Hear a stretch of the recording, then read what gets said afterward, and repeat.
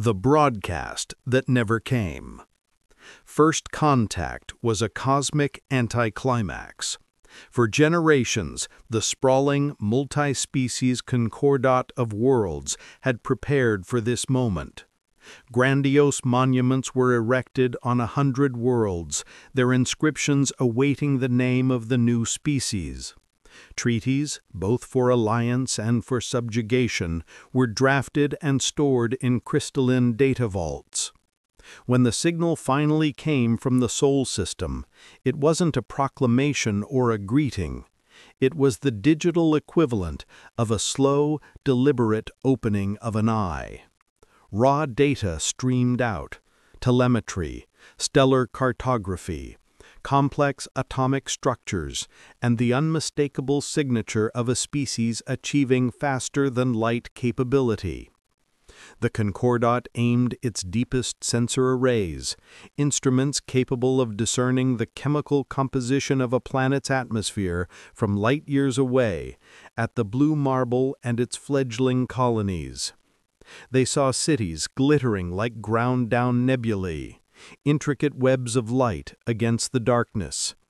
They saw ships moving with a disciplined, almost unnerving purpose between their home world and its ruddy neighbor. And they saw vast, passive listening arrays turning, with the silent precision of a predator's gaze, toward the heart of Concordat space. On the bridge of the Concordat flagship, analysts watched in baffled silence.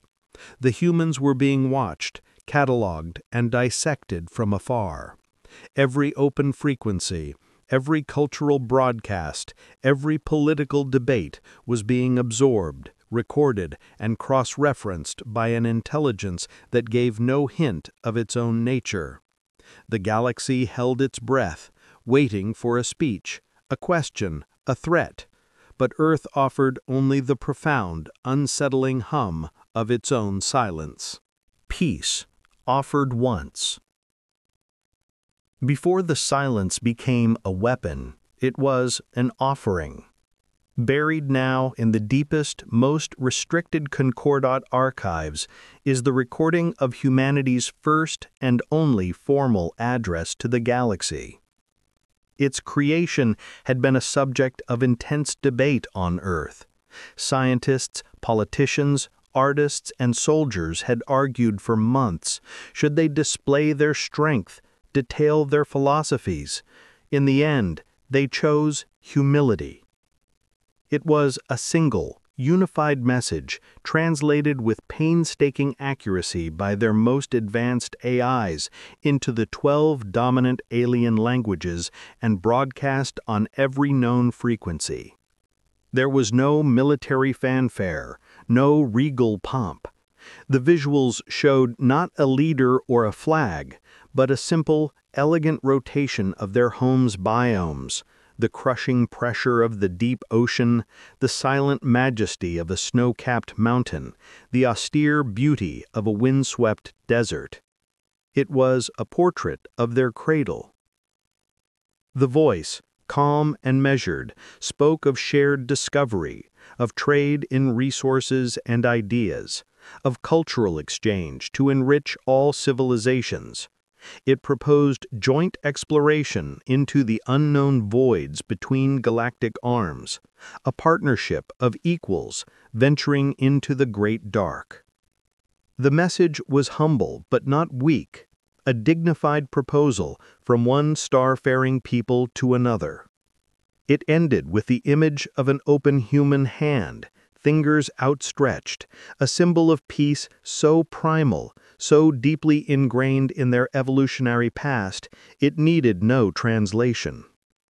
The transmission ceased, leaving an offer hanging in the void, a digital hand extended in friendship, waiting to be shaken. Mockery on open frequencies. The hand was slapped away with derision. On the primary Concordat news feeds, alien pundits and decorated generals dissected the human message with theatrical scorn. General Cathar of the Krell Imperium, a hulking, scaly being whose species valued overt strength above all, bellowed to a cheering audience. They offer trinkets because they have no swords. They speak of sharing worlds because they are too weak to take them. They are timid provincials, afraid of their own shadow. His words became a rallying cry. Memes flooded the galactic networks, crudely drawn human figures bowing and scraping, offering flowers to mighty warships. Propaganda broadcasts depicted humans as soft, pink, symmetrical creatures, hopelessly out of their depth, their conciliatory message a sign of a species with no spine. The Concordat, ancient and steeped in rituals of dominance and submission, interpreted humanity's lack of aggression not as grace but a fatal genetic flaw. Even the Lorvath, a species of philosophers who cautioned against haste, were dismissed. Their humility is a trick, or it is a psychology so alien we should fear it more than any fleet. The warning was ignored. The laughter was simply too loud.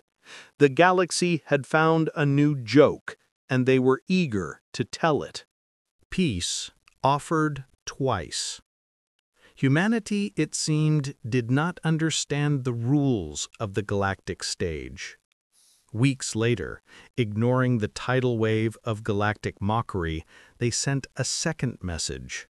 This one was even more conciliatory, an act that baffled and enraged the Concordat's leadership. Pause.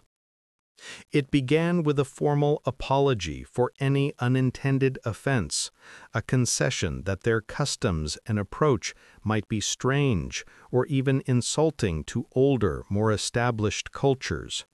It contained a meticulously crafted promise of restraint, a pledge to honor all established Concordat borders and regulations, to learn and to adapt. It was an act of profound diplomatic humility, an attempt to de-escalate a conflict that had not yet even begun. Pause. To the Concordat, it was blood in the water. The Krell general presented the message to the High Council not as a communication, but as a confession of weakness. No proud species apologizes for its own existence, he roared. This is not a message, it is a waiver of their right to exist. Pause. The Council voted unanimously to formally disregard all human transmissions.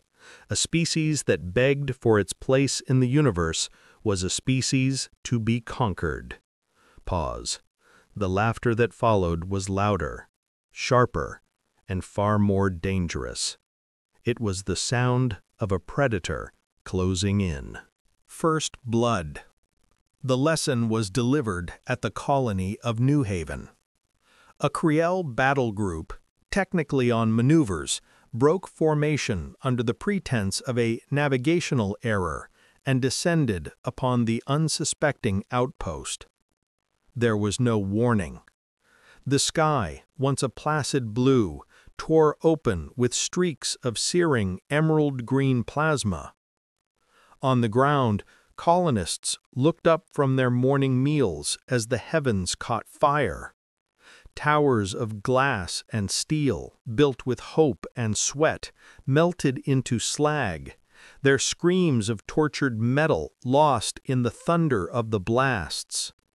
Civilian transports, lifting off in a desperate exodus, were swatted from the atmosphere like insects, their silent screams swallowed by the roar of destruction.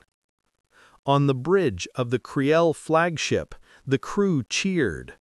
It was a glorious, easy victory. The Great Quiet. The galaxy braced for the inevitable.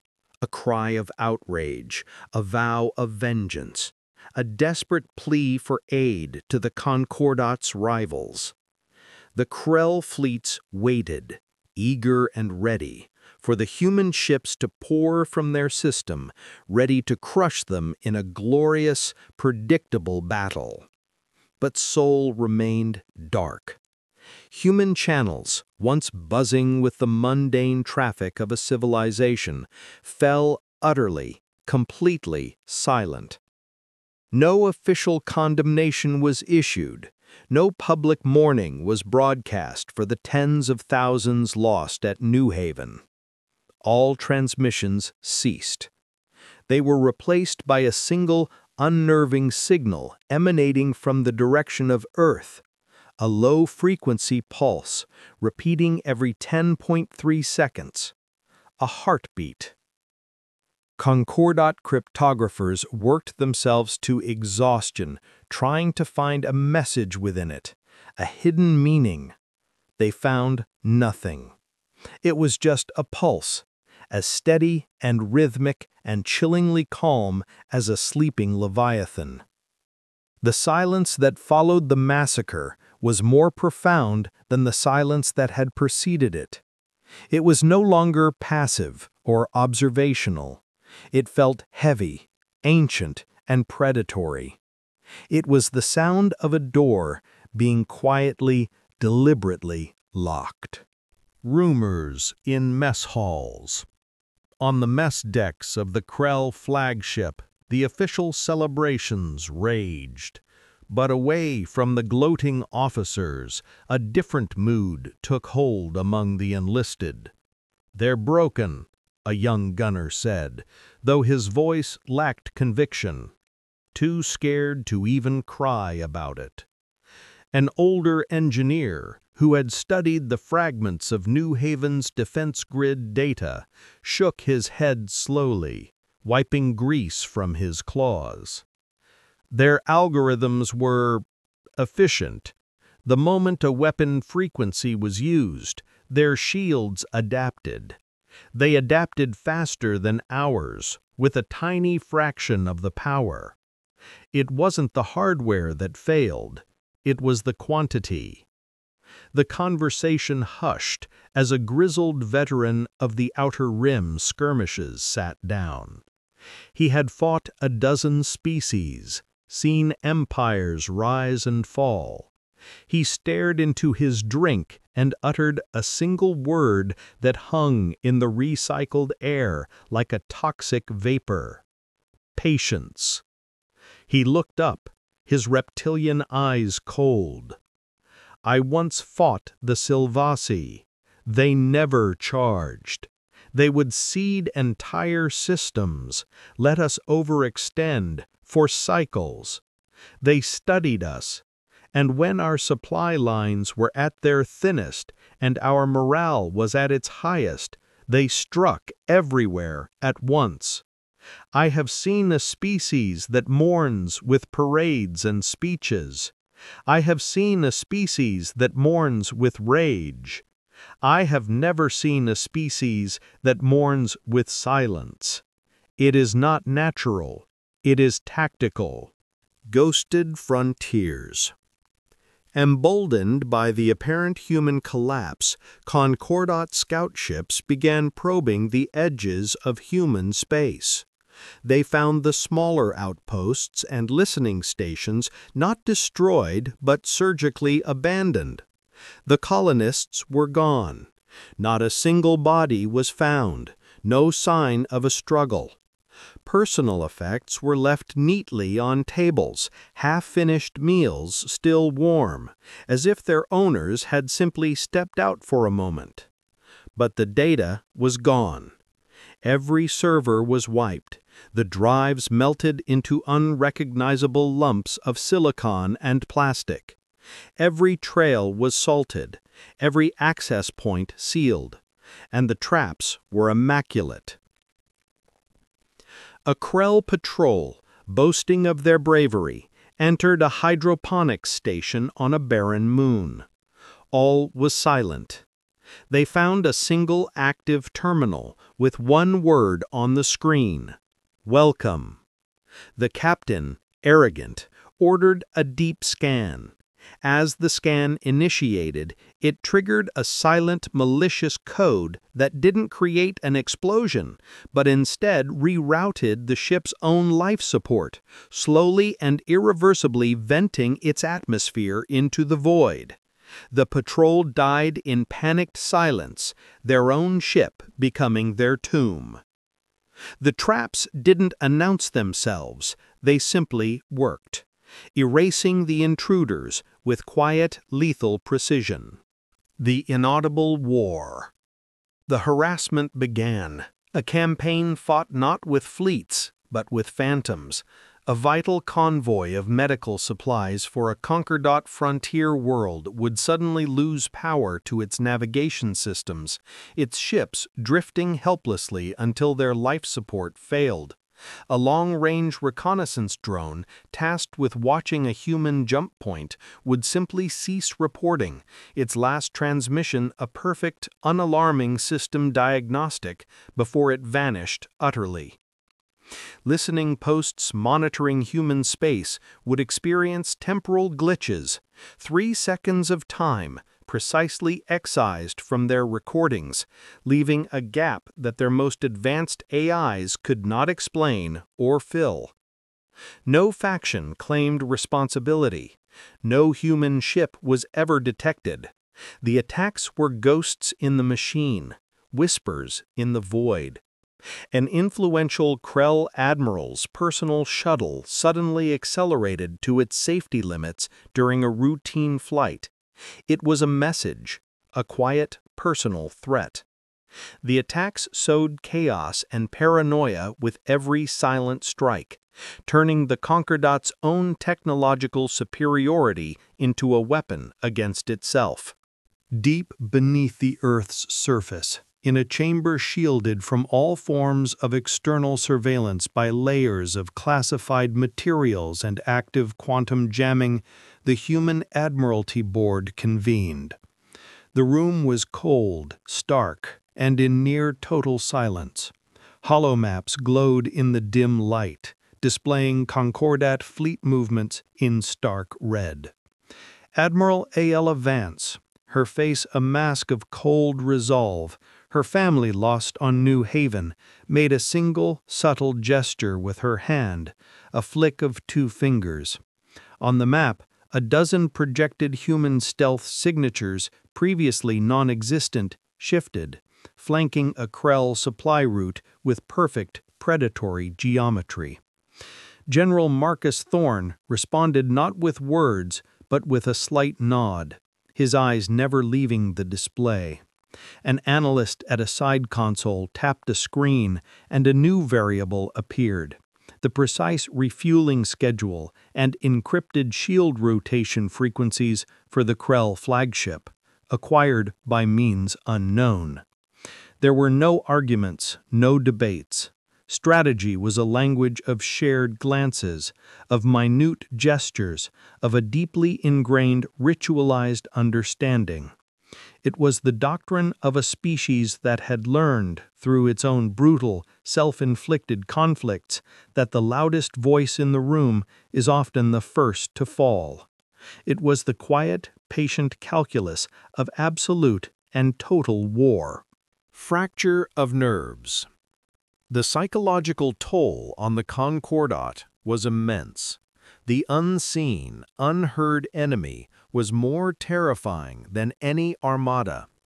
On planets hundreds of light years from the front, citizens began dimming their city lights at night, an irrational but pervasive instinct to hide from a sky that now felt hostile.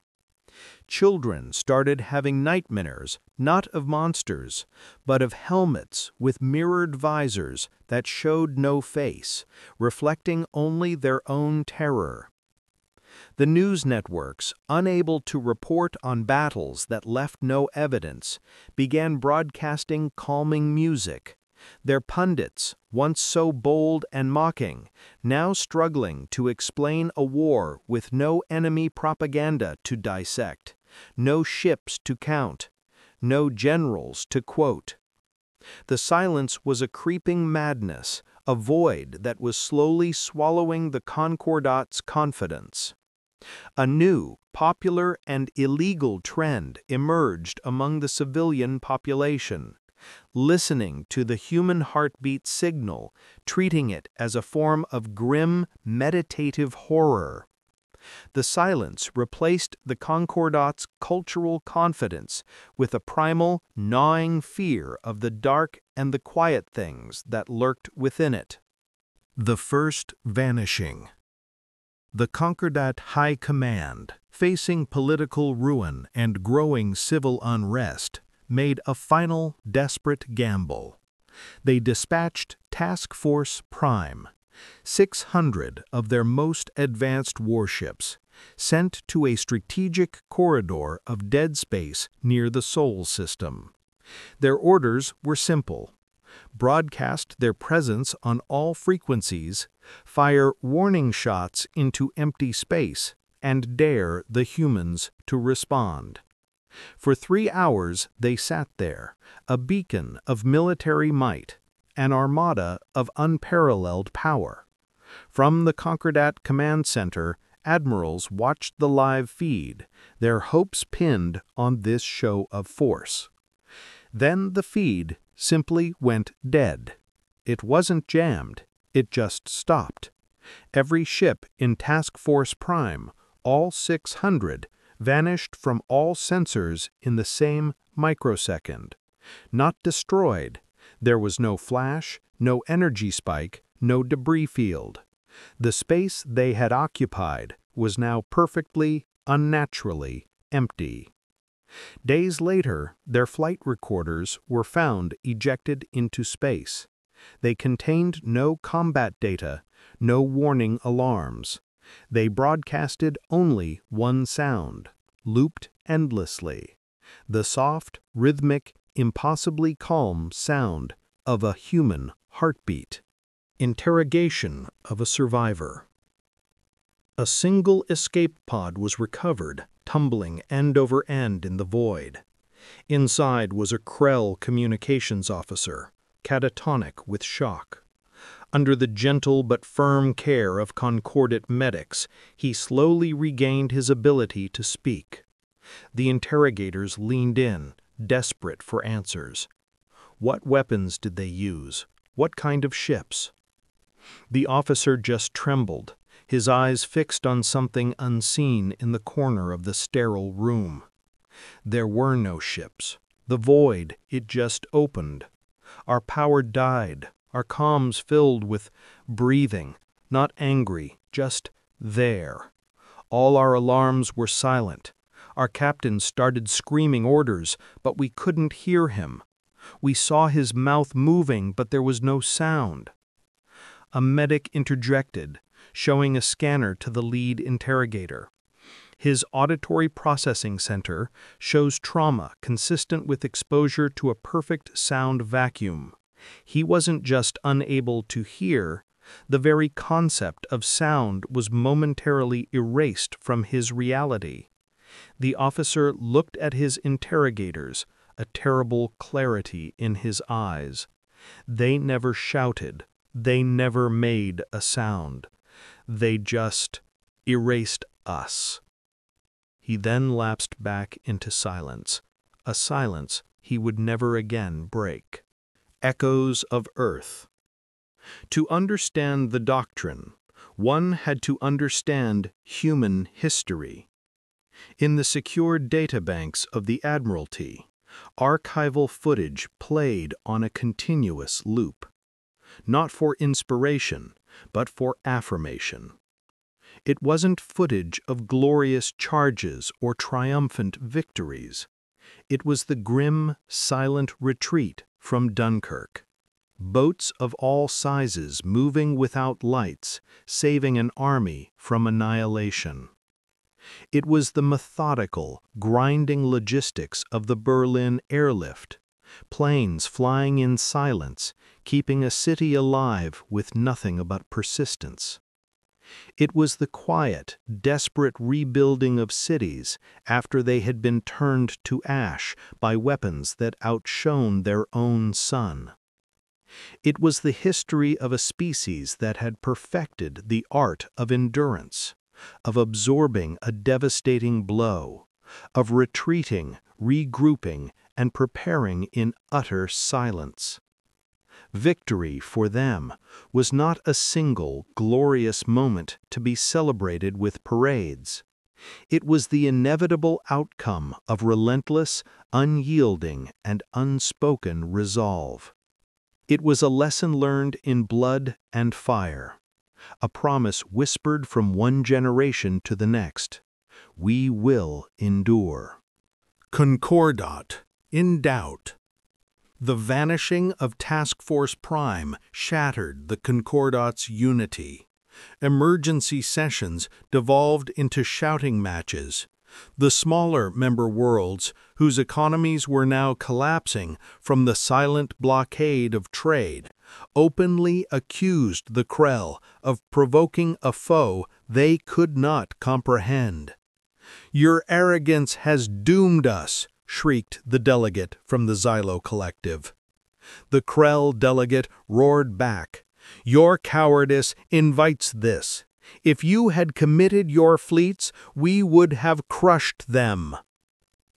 Several powerful admirals resigned, citing an enemy that does not adhere to the known laws of strategic engagement. Propaganda shifted overnight from mockery of humans to desperate appeals for calm and unity, a clear sign of internal panic. The once mighty Concordat was fracturing, not from external attack, but from the internal corrosion of fear and uncertainty. The silence had become a political weapon of masterful precision, turning the Concordat's members against each other, their alliance crumbling under the weight of an enemy who refused to even acknowledge their existence. The knife without a voice. With the Concordat in disarray, the humans twisted the knife. It was a single, galaxy-wide, coordinated strike, an act of such scale and precision it was thought to be impossible. Not against fleets, but against infrastructure. In the same second, every primary communications relay in Concordat space was severed by unknown means. The command and control AIs that coordinated their fleets were infiltrated and put into a silent loop, reporting all clear as their fleets drifted blind and isolated. Starbases lost contact with their patrol groups. Sector commands lost contact with High Command. On the bridge of the new Concordat flagship, the acting commander watched in horror as his galactic map dissolved into 1,000 disconnected points of light. They were an empire of islands, deafened and muted in a single, silent, strategic decapitation. It was the work of an unseen artist painting a masterpiece of chaos, the final devastating stroke in a war fought entirely from the shadows. Then came the checkmate. In a synchronized hour that would be forever burned into the galactic consciousness as the hour of silence, human fleets decloaked over 10 of the Concordat's most vital industrial and political worlds, including the Krell homeworld. They materialized from the void like specters, vast and dark, their hulls absorbing the starlight, creating patches of absolute black against the cosmos. On the surface of Krellia, the planetary defense grids, the pride of the Imperium, remained silent, their systems disabled by the same silent plague that had crippled the network. Cities of billions stared up at the silent, hanging judgment. There was no bombardment. There were no ultimatums. The human ships simply moved into perfect, unshakable orbital blockade positions, their weapon ports glowing with a faint, cold light. Their presence alone was the message. Your move. but you have no moves left. Your worlds are ours to break if and when we choose. Decide. Capitulation by Whisper. The Concordat broke. Desperate, leaderless, and utterly outmaneuvered, the remaining council members broadcast a frantic, unconditional request for diplomatic talks on an archaic, line-of-sight laser frequency. They offered terms of surrender. They begged for a response. For 12 agonizing hours, there was none. The human fleets remained in orbit, silent and immobile, letting the terror build into an unbearable crescendo. In those 12 hours, governments collapsed, and civil order on a dozen worlds crumbled into dust. Then, a single, small human courier ship, antiquated and unarmed, drifted slowly toward the Concordat's temporary command center. It transmitted a single encrypted packet. Inside was not a treaty or a list of demands. It was a simple data slate displaying one line of text, time-stamped to the exact moment of humanity's very first broadcast all those years ago. We offered peace. It was a statement not of victory, but of fact. A final, devastating whisper in the roaring silence. The doctrine of silence. And so the galaxy finally truly understood. Silence was not an absence of communication. It was the ultimate form of it. It denied the enemy the rhythm of conflict, the ebb and flow of battle. It denied them the psychological release of a shouted threat, the satisfaction of a returned insult. It created a void of information that the enemy's own fear would rush to fill with monsters of its own creation. Human warfare was not a contest of firepower, but a study in withheld sound. Every unanswered hail, every unmourned loss, every attack without a claim of responsibility was a deliberate, calculated strike against the enemy's sanity.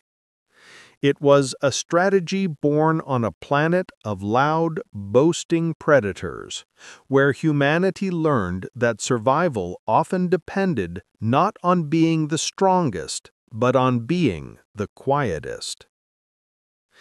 They had learned that the most terrifying thing in the universe is not a roar, but the absolute certainty of the calm, quiet predator that you know is watching you from the dark. Why they fear it. An epilogue over a starlit, rebuilding human colony, the new New Haven. The orbital docks were busy, but the ships move with a quiet efficiency. Memorials are raised, not with statues of triumphant generals brandishing weapons, but with simple, silent monoliths bearing the names of the lost. Across the galaxy, the remnants of the Concordat watch and they learn. They no longer fill the void with meaningless chatter.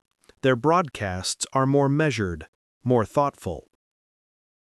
In a university on a distant Lorvath world, a history professor plays 3 recordings for her students. First, the hopeful, gentle tone of humanity's first peace offering. Second, the humble, pleading tone of their second. Finally, she plays the simple, rhythmic pulse of the human heartbeat that broadcasted from Seoul during the Great Quiet.